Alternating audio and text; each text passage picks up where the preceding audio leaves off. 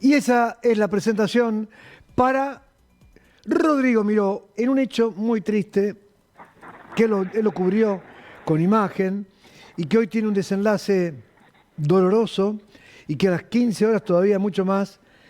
Eh, ¿Sabía qué me va a hacer acordar primero, Rodrigo, antes de saludarte? Aquel hecho ocurrido en un sanatorio, si no me equivoco, cuando sale corriendo un policía, adentro estaba alguien que estaba del penal de Piñero siendo atendido. Ya le habían dado de alta, no llegó la información en forma correcta. Habían entrado dos personas tratando de llevárselo. Esto creo que en pleno centro de Rosario, vos me vas a ayudar, trato de acordarme. Salió corriendo para perseguir y bueno, pasó también algo tremendo, muy similar a esto que está pasando ahora y que va a ser, que ya es noticia desde hoy a mitad de mañana y que a las 15 horas tendrá lo que vas a terminar contando. Buen día, ¿cómo va? Buenas tardes. Bueno, buen día, buenas tardes. ¿Qué tal, Luis? Buen mediodía para vos, para la audiencia que nos escucha, como digo siempre, la querida audiencia de Aire de Santa Fe que nos escucha en cada rincón de la provincia. Esa es la fórmula ¿Se en nos todos cortó? los rincones de la provincia. Ahí está. Decía mucho de lo que creo que vas a contar en el sentido que no di nombres, no conté de qué se trataba, porque para algo está quien va a hablar ahora, pero di pequeñas pinceladas de que es muy triste lo que vas a contar. Sí, así es. Como vos decías, el hecho noticioso es que se comunicó el fallecimiento de Andrés Farías, esto es el policía que la semana pasada, el viernes pasado a la mañana, nos enterábamos, lo contábamos como primicia en Aire de Santa Fe. Lamentablemente no es lindo tener esas primicias, pero fuimos hasta la zona de Fisherton, donde en un barrio muy coqueto, lo mostrábamos en imagen también, a las 9 menos 10 de la mañana del viernes de la semana pasada, una Renault Kangoo gris salía con 35 millones de pesos de un negocio de golosinas de Rosario muy conocido, el Emporio de las Golosinas. Manejaba el tesorero y sentado a su lado iba Andrés Farías, 32 años apenas, dos hijas chiquitas, policía de Granadero Baigorria, subinspector él, como adicionales a su trabajo de policía, hacía como custodio en una empresa de golosinas muy reconocida de Rosario. Alguien tenía el dato, evidentemente alguien sabía que al menos ese viernes por la mañana iban a salir con un bolso con plata, los cruzaron a pocas cuadras del negocio con un Ford Focus gris, dos hombres le dispararon, inclusive utilizaron la propia arma de Andrés, se la sacaron, lo agarraron de sorpresa y le dispararon. Uno de los disparos dio en el pecho, él tenía un chaleco antibalas, se lo protegió de algún modo, pero otro disparo, del cual fue imposible escapar, dio en su cabeza. Durante 6 días fuimos siguiendo jornada tras jornada, preguntábamos en el hospital de emergencias Clemente Álvarez cómo era su estado de salud, sabiendo que era muy delicado, sabiendo que el cuadro era prácticamente irreversible, hasta que finalmente se comunicó que la pérdida de masa encefálica había sido gravísima, que tenía muerte cerebral, que el cuadro era irrecuperable, y entonces su familia autorizó la desconexión previa a la donación de órganos, la ablación y donación de órganos que decidió hacer su familia, de los órganos, aquellos que no habían sufrido durante el ataque que había recibido por parte de los sicarios, y finalmente falleció. Desde las 13 hasta las 15 horas, Luis, en Cochería Cadamuto, aquí en Rosario, va a ser despedido, va a ser acompañado luego por un cortejo fúnebre que, como es habitual en estos casos, seguramente esté el jefe de la policía de Rosario, Daniel Acosta. Se especula también, o nos preguntamos, si quizás el gobernador Puyaro, que sabemos que tiene agenda en Rosario a las 2 de la tarde, va a pasar por el velorio. No puedo afirmarlo ni tampoco desmentirlo. Consulté, pero no hay información oficial. Sabemos sí que a las 2 de la tarde tiene una actividad oficial el gobernador aquí en la ciudad de Rosario. Decía entonces que a las 3:30 de la tarde, una columna, seguramente con muchos policías y muchos familiares y amigos, va a acompañar en el dolor este último saludo a Andrés Farías, que va a ser enterrado en el cementerio El Prado, en la localidad de Pérez. ¿Se pudo averiguar algo más sobre la, la posibilidad de dar con quienes participaron de este hecho tan brutal? A esta hora, nosotros el viernes pasado a esta hora estábamos en las inmediaciones del lugar en el que había sido atacada la cangula, que viajaba como copiloto Andrés Farías. Eh, no quiero cometer la incidencia, pero te puedo contar al aire, mientras nos escucha muchísima gente en toda la provincia, Nosotros el viernes pasado estábamos esperando para salir al aire y escuchábamos, pasa eso muchas veces cuando uno está haciendo una cobertura en vivo, los handys de los policías. En los handys de los policías daban algún dato que por prudencia y por respeto no quisimos dar al aire, de los colores de los autos, la ubicación, el recorrido que habían hecho. Ahora podemos decirlo porque ya pasó una semana. En aquel momento sabíamos que el Ford Focus gris que había atravesado en el camino a la Renault Kangoo en la cual viajaba Farías, había hecho, esto habla de, voy a contar esto aquí para que se entienda que no fue un arrebato, no es como si vos decís, mira, en la esquina de algún negocio, de una empresa, vieron el descuido de la persona que salía con el bolso y se la llevaron. No, habían hecho inteligencia previa, por un lado. Sabían a qué hora iba a salir el bolso con plata, sabían qué recorrido hacía, lo cruzaron en el camino. Hay acá, y esto hago un paréntesis en la descripción, esta es mía, no es del fiscal, ni de fiscalía, es mía. La pregunta es, la avenida Wilde, que es la zona en la cual hay una rotonda que termina en el Shopping Club de Rosario, en estación de servicio, bueno, sobre esa avenida está el Emporio de las Golosinas. El auto fue emboscado a media cuadra de Wilde, en un lugar en el que no había cámaras de seguridad. Yo no sé, desconozco qué información brindó el tesorero a la justicia, desconozco si es el camino que habitualmente hacían, y desconozco, insisto, qué los hizo desviar de ese camino o si habitualmente lo hacían. Lo cierto es que el auto que circulaba por una avenida con cámaras se desvió y a media cuadra, donde ya no había cámaras, fue atravesado por otro auto. Solamente la fiscal que interviene, María Los Ángeles Granato, a esta hora, sabe si el recorrido habitual era ese o algo los obligó a correrse del camino. ¿Se entiende esta parte? Sí, sí, sí, sí. Pero muy Bueno, llamativo, muy llamativo, muy llamativo. por eso digo, la sensación que a uno le quedó ese día es que quienes emboscaron a la Renault Kangoo gris esperaron que la Kangoo se desviara de la avenida que tenía cámaras. ¿Por qué motivo? O si ellos forzaron que doble en ese lugar, o si el testigo habitualmente hacía ese camino y sabían que iba a desviarse hacia ese lugar. Lo cierto es que apenas dobló a unos 50, 70 metros del lugar donde sí había cámaras, fueron emboscados en un lugar en el que cámaras no había. Ejecutan a Farías, disparan 12 veces, se llevan los bolsos, el tesorero queda en ese lugar, choqueado, pero siempre se vio disparos, y el Ford Focus hace 200 metros más, hacen una cuadra, doblan a la derecha, vuelven a doblar a la izquierda, y a 250 metros del lugar en el que habían ejecutado al policía Farías, esto, insisto, yo estoy haciendo un recorrido, con lo poco que tengo, haber estado en ese lugar. La fiscal puede tener más información de la que yo le estoy dando ahora. Pero, insisto con esto, vienen por una avenida que tiene cámaras, doblan, a media cuadra son emboscados. A 250 metros de los disparos, tenían preparados dos autos que los esperaban. Un Volkswagen Up, y no quiero mezclar la marca porque era en un Ford Focus, un Volkswagen Up, y no recuerdo ahora la otra marca del otro vehículo, pero ese día lo habían dicho en los handys de la policía. Pero quiero decir con esto, se van de la escena en el Focus, dejan el Focus muy bien estacionado, como si alguien estaba apurado, como si cuando alguien tiene que estacionar para hacer algún trámite sin tener mucho apuro, bien prolijito contra el cordón de la vereda, dejan el Focus gris y se escapan de esa escena en otros dos autos.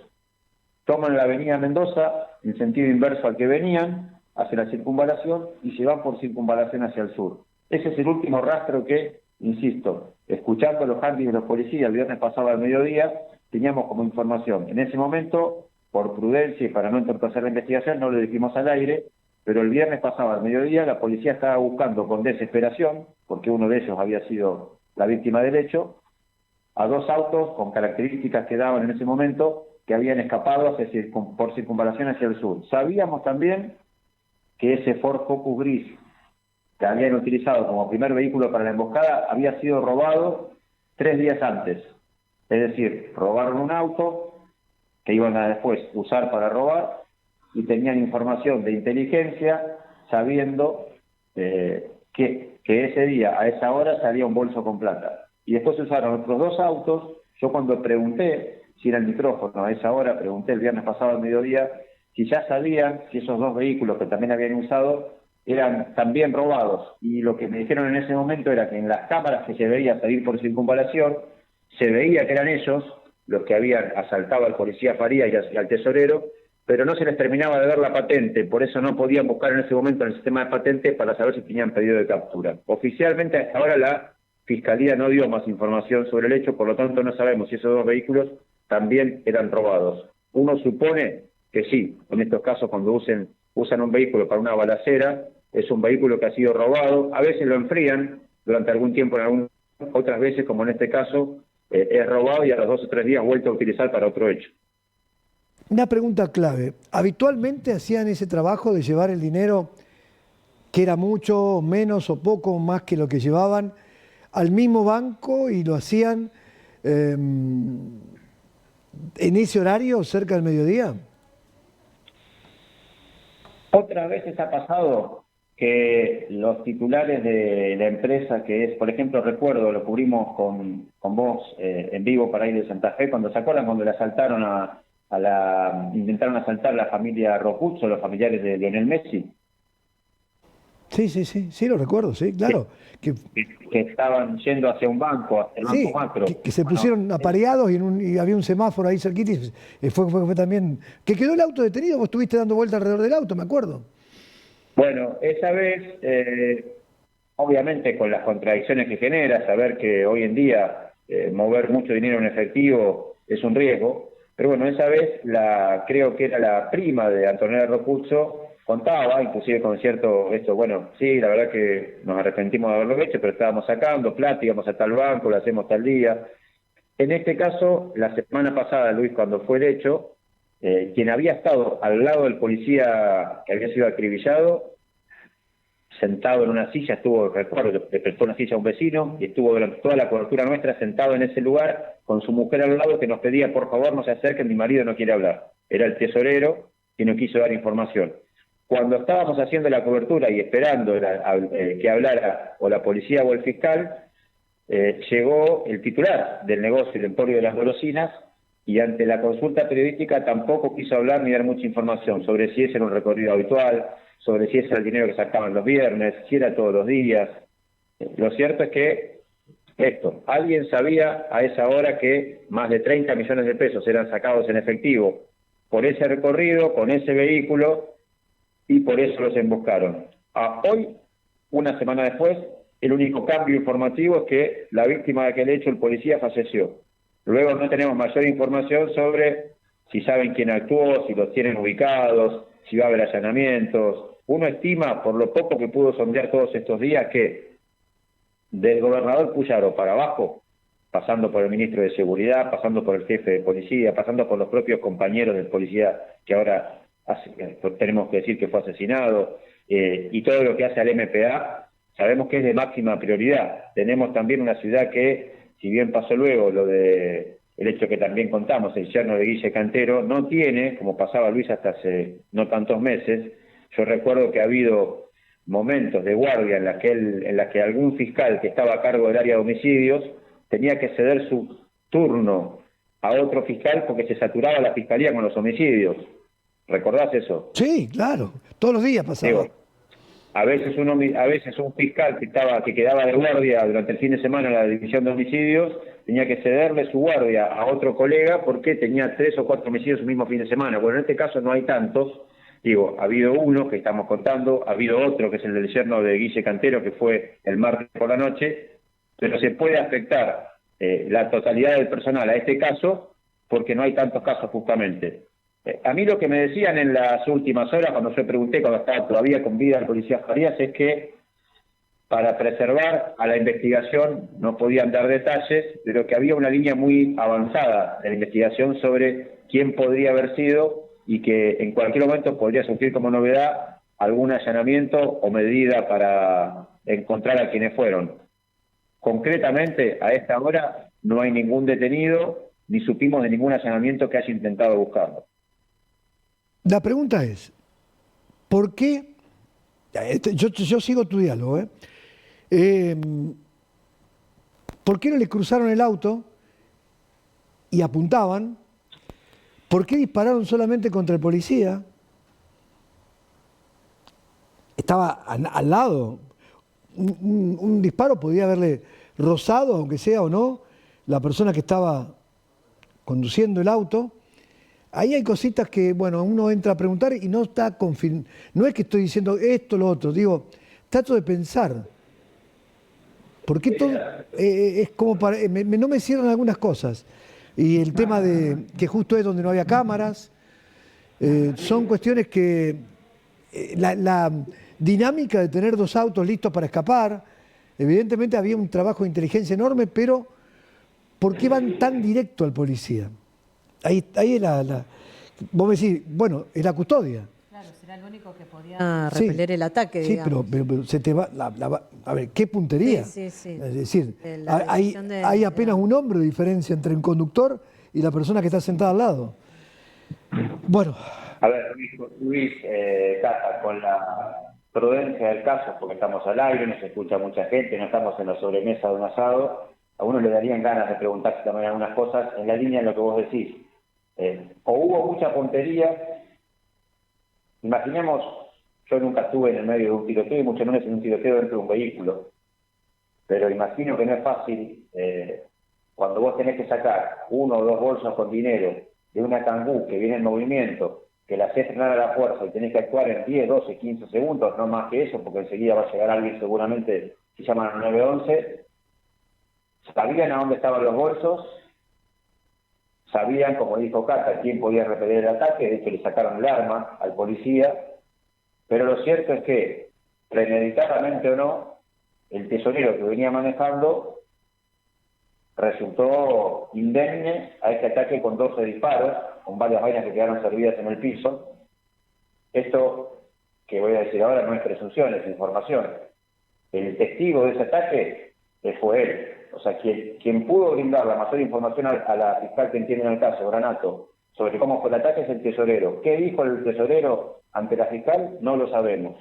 Si la fiscal, en las preguntas que hizo al tesorero, tiene algún grado de desconfianza sobre cómo actuó el tesorero, bueno, lo sabremos más adelante cuando la fiscal comunique algo. Por ahora, hasta ahora, el tesorero fue testigo privilegiado y víctima del hecho.